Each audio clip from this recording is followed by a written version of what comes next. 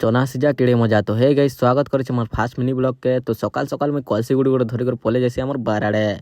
तो यहाँ मोर दासे है जेन की डोर रे बाल्टी लगे कर पान पुना काढ़वाली कोशिश करछन काजे कि आम 20 वर्ष कलसी गुड़ी रे एते मैला जाम है सेटा धुआ धुई नहीं कले हे सांग भी मरी जीवु।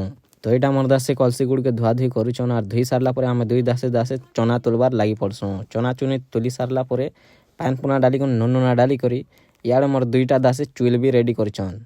और देखो इनर मजा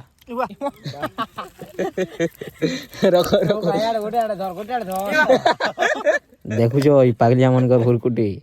तो छाण यहाँ एवं देख पेशा नून डालबार तरीका के डाली थी गांदा करी नहीं डालबार बोले आम दासा के पठे दम डाली दी जीवे। तो फिलहाल मुझे आम चना के रेडी करसी फिर मोर भाई दुईटा खली धरिक दौड़ी दौड़ी पलि आई आम दासे दुईटा खली थी 4टा दाना करी दाल साल पेशाल चना और चना चुनी डाली सारा पर देख पारे आम के मजा खाऊँ।